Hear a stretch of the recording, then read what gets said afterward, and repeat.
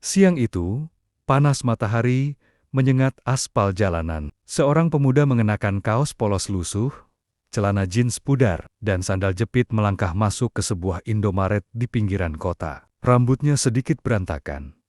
Wajahnya tampak letih. Ia berjalan pelan menuju rak makanan ringan. Matanya menelusuri deretan barang dengan penuh perhatian. Di balik meja kasir, dua karyawan memperhatikannya. Salah satu dari mereka, seorang pria muda berseragam biru dan mengenakan topi Indomaret, menyikut temannya sambil berbisik. "Lihat tuh, gayanya kayak orang nganggur. Jangan-jangan niatnya cuma nyolong." Temannya tertawa kecil, lalu berkata sambil tetap memantau. "Iya, biasanya model-model gitu cuma lihat-lihat doang. Entar juga keluar sendiri." Pemuda itu mengambil sebotol air mineral dan sebungkus roti. Ia tampak berhenti sejenak di rak minuman dingin, menatap deretan kaleng teh manis. Ia menghela napas sebelum mengambil satu dan berjalan ke kasir. Namun sebelum sempat sampai, seorang karyawan lain yang tadi dia mendekatinya dengan nada tinggi. "Mas, tolong ya, jangan pegang-pegang barang kalau nggak niat beli.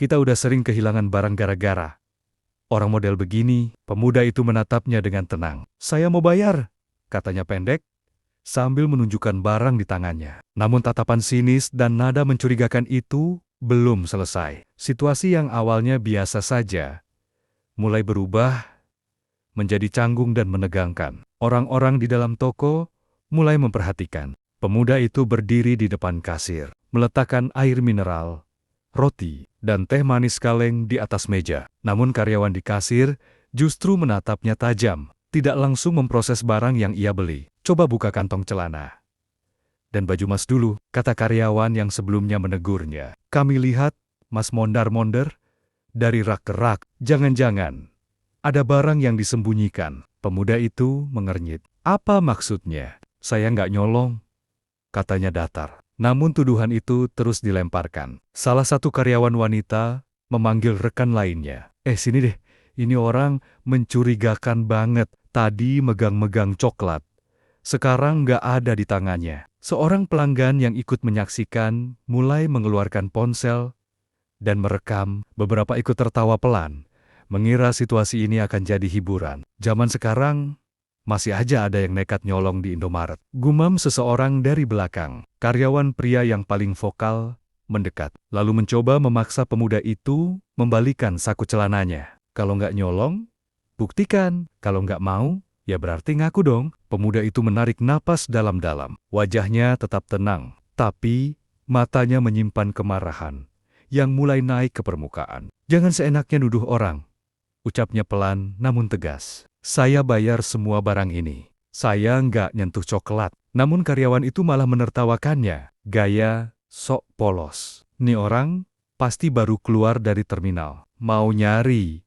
untung." Suasana makin panas. Beberapa pelanggan tampak gelisah, tapi tak ada yang membela. Semua seolah menonton sebuah pertunjukan yang menghibur. Pemuda itu akhirnya melangkah mundur, menatap mereka satu persatu. "Baik," katanya singkat, "kalian akan ingat kejadian ini." Ia meninggalkan barang-barangnya di meja kasir dan berjalan keluar, tanpa berkata apa-apa lagi. Yang tak mereka tahu ini baru awal dari balasan yang akan datang.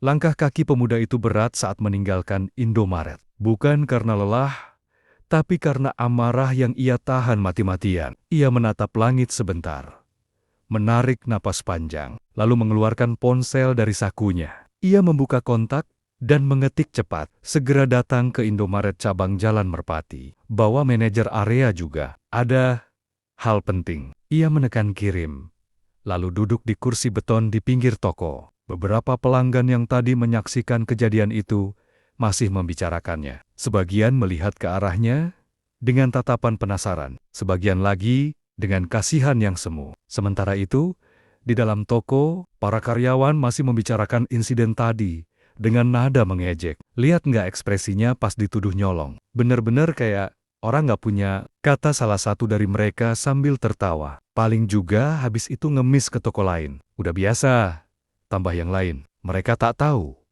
di luar, pemuda itu sedang menenangkan dirinya. Bukan karena malu tapi Karena ia tahu, harga diri tak perlu dibela dengan teriakan, melainkan dengan tindakan. Beberapa menit kemudian, sebuah mobil hitam berhenti di depan toko. Dua pria bersetelan rapi keluar. Salah satunya mengenakan ID card bertuliskan Manajer Area, Indomaret Group. Mereka langsung menghampiri pemuda itu dan menyapanya penuh hormat. "Selamat siang, Pak Arga. Maaf kami agak terlambat." Pemuda itu Arga bangkit berdiri, tak membuang waktu. "Ayo masuk," katanya singkat. Tanpa satupun senyum, ia melangkah masuk kembali ke dalam toko. Bel pintu berbunyi nyaring saat ia melangkah. Dan tiga karyawan yang tadi mempermalukannya sontak terdiam melihat siapa yang datang bersamanya. Salah satu dari mereka berbisik panik. Itu kayaknya atasan deh. Kok sama dia?" Manajer area itu berdiri di tengah toko dan dengan suara lantang berkata, "Mohon perhatian. Ini Pak Arga, pemilik cabang Indomaret ini. Beliau yang menandatangani kontrak waralaba dan membayar gaji kalian setiap bulan." Wajah para karyawan langsung pucat. Dunia yang mereka anggap mereka kuasai runtuh dalam sekejap. Suasana toko berubah drastis. Suara pendingin ruangan kini terdengar paling nyaring, seolah mengisi kekosongan kata-kata dari mulut para karyawan yang ternganga. Pemuda yang tadi mereka hina dan tuduh, kini berdiri tegak dengan aura wibawa yang membuat mereka ingin menghilang dari tempat itu. Wajah santai dan kaos lusuhnya tadi tak lagi terlihat biasa. Kini mereka melihatnya seperti sosok yang jauh lebih tinggi dari sekadar pelanggan. Pak Arga," ucap salah satu karyawan dengan suara bergetar. Yang punya toko ini?" Arga mengangguk pelan, lalu menatap mereka satu persatu. "Tadi kalian nuduh saya nyolong, mempermalukan saya di depan umum, tanpa bukti. Bahkan memaksa saya menggeledah diri. Coba sekarang kalian jelaskan, apa itu sesuai prosedur pelayanan pelanggan?" ucapnya. Tenang, namun tajam. Tak ada yang menjawab. Yang terdengar hanya suara langkah manajer area mendekat, membawa sebuah map berisi laporan cabang. "Pak Arga, perlu kami bantu investigasi lebih lanjut?" tanyanya. Arga mengangkat tangannya. "Tidak perlu. Saya sudah lihat sendiri sikap mereka. Tidak profesional, tidak punya etika, dan menilai orang dari penampilan." Ia menoleh pada salah satu karyawan wanita yang tadi merekam dan menertawakan. "Kamu ingat? Kamu tertawa saat saya dituduh? Apakah kamu tahu siapa saya?" Sebelum kamu tertawa, karyawan itu hanya bisa menunduk. Mulutnya gemetar, tapi tak ada suara keluar. Lalu Arga melangkah ke depan meja kasir. Ia mengambil air mineral, roti, dan teh kaleng yang tadi ia tinggalkan. "Saya datang ke sini untuk mengecek langsung layanan toko saya. Tanpa pengawalan, tanpa seragam. Ingin tahu bagaimana kalian menghadapi pelanggan dari segala latar belakang." Ia menatap mereka lama, lalu berkata pelan, "Dan kalian gagal total." Semua mata tertuju pada Arga.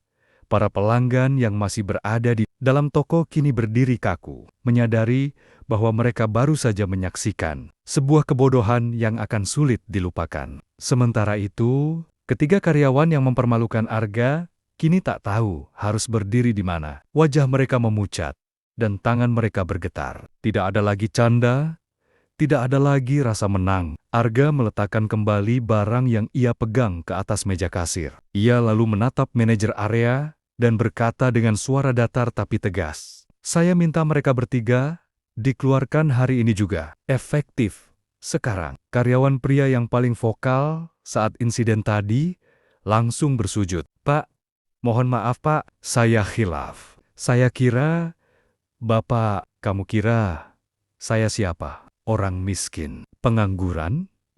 Pengangguran, tukang nyolong?" potong Arga. "Dan andai pun iya, apa itu membenarkan kalian memperlakukan seseorang seperti itu?" Tak ada jawaban. Tangis mulai terdengar dari salah satu karyawan wanita. Manajer area membuka map, mengeluarkan formulir, dan dengan cepat menuliskan surat pemutusan kerja sementara sambil melirik Arga untuk memastikan keputusan itu tetap. "Saya sudah cukup melihat," ujar Arga. "Saya ingin orang-orang yang bekerja di toko saya punya empati, bukan hanya hafal harga barang, tapi juga punya harga diri dan tahu caranya menghormati manusia." Setelah surat disiapkan, dan ditandatangani. Ketiga karyawan itu diminta untuk segera mengosongkan loker mereka. Sebelum keluar, Arga berkata satu hal terakhir, pelayanan bukan soal siapa yang datang, tapi bagaimana kalian menyambut siapapun yang datang. Hari ini kalian gagal bukan karena saya pemilik toko, tapi karena kalian mempermalukan sesama manusia. Lalu ia berbalik, keluar dari toko dengan tenang. Para pelanggan memberi jalan, tak satu pun berani mengangkat suara. Hari itu menjadi pelajaran paling berharga, bukan hanya bagi karyawan yang dipecat, tapi juga bagi semua yang menyaksikan kejadian itu. Video kejadian tersebut yang sempat direkam oleh pelanggan beredar luas di media sosial. Namun bukan sosok Arga yang menjadi bahan pembicaraan utama, melainkan perilaku buruk para karyawan yang langsung viral dengan komentar pedas. Beberapa hari setelah kejadian itu, toko Indomaret cabang Jalan Merpati tutup sementara untuk pelatihan ulang staf dan rekrutmen baru. Arga sendiri tetap datang ke toko, kali ini dengan pakaian rapi dan mobil mewah yang biasa ia gunakan. Namun ia tak datang untuk pamer melainkan untuk memastikan budaya kerja baru yang ia harapkan benar-benar diterapkan. Ia berbicara langsung dengan calon karyawan baru, mengingatkan mereka, setiap orang yang masuk ke sini adalah manusia. Entah ia berpakaian mewah atau lusuh, dompet tebal atau tipis. Kalian tak tahu siapa dia dan dari mana dia datang. Tapi kalian tahu satu hal pasti, dia layak diperlakukan dengan hormat. Cerita Arga menjadi inspirasi di kalangan pemilik usaha waralaba lain. Ia dianggap simbol dari pemimpin yang tidak sombong, tetapi tegas terhadap ketidakadilan. Sementara itu,